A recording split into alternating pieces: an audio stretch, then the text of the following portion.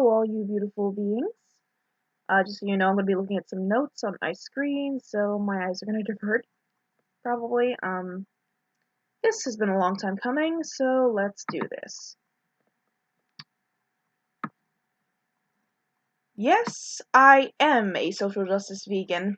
Yes, I think an intersectional approach to advocating for veganism and animal rights is crucial. And yes, certain supposed rational vegans have gotten some things about justice and intersectionality dead wrong. Excuse me, I think I'm getting a cold. Let's start off by recapping what intersectionality means.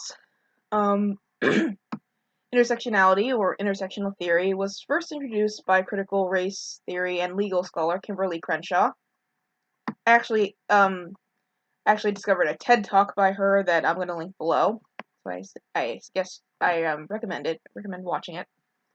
So intersectionality, or intersectional theory, is described as, quote, the study of what Crenshaw contends are overlapping or intersecting social identities and related systems of oppression, domination, or discrimination.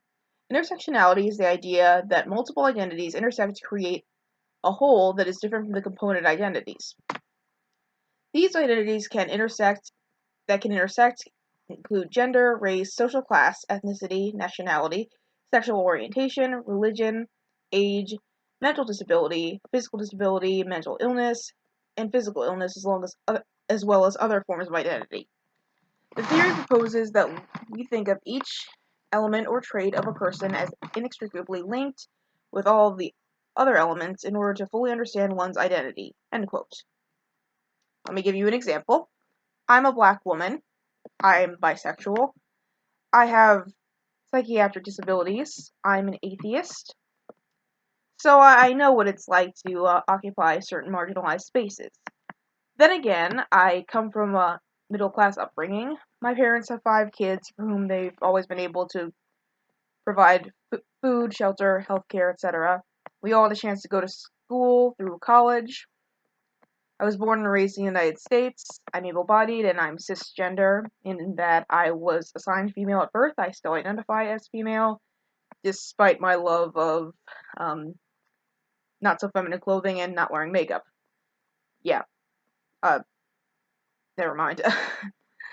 I'll be 30 years old at the end of next month, so I don't quite fall into the either too young or too old categories when it comes to, discussing things.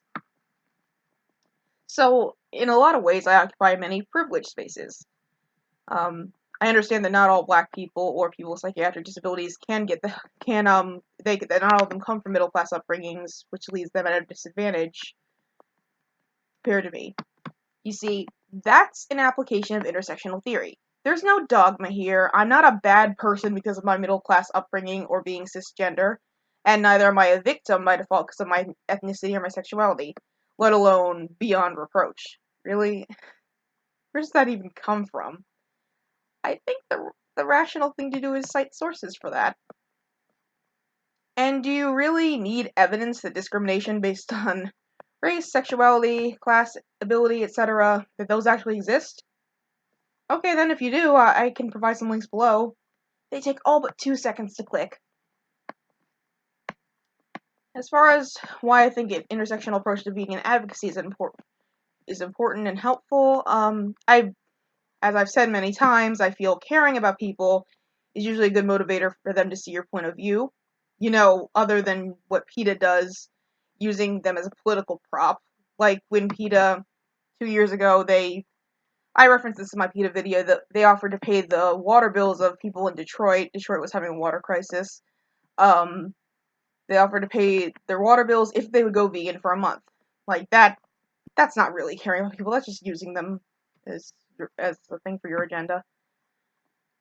And now this is something I shouldn't have to tell rationalists and people of science, but human beings are animals too. This includes humans of color, LGBTQ plus humans with disabilities, humans of various religions, ages, ethnicities, and so forth. What, am I really supposed to listen to Unnatural Vegan and the vegan atheist callously throw marginalized people under the bus and not care about their plights and just smile and nod? Why? I didn't do that when Gary Yourofsky did the same thing 2 years ago, or when Vegan Gains decided to become the unofficial Stacey Dash of the YouTube vegan community. Why should I do that for Swayze and whatever the vegan atheist real name is? Because they're rational? Actions speak louder than words, people. And rational people don't define academic theories based on what they come up with by spending 5 seconds Googling or 5 seconds on YouTube. Just saying. I am a social justice vegan because animal liberation is a justice issue. I'm a social justice vegan because vegan foods are not cruelty-free if they involve child labor and worker exploitation.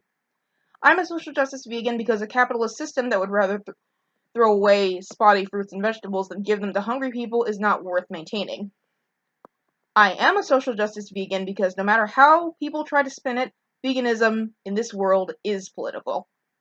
I'm a social justice vegan because the meat industry kills billions of animals per year, while also polluting the air we breathe and the water we drink and exploiting workers. I am a social justice vegan because there are people in power right now who want to get rid of environmental regulations and conservation efforts that would save human and animal lives. I'm a social justice vegan because I don't want veganism to be a small, exclusive club that never makes any progress because we're too busy navel-gazing.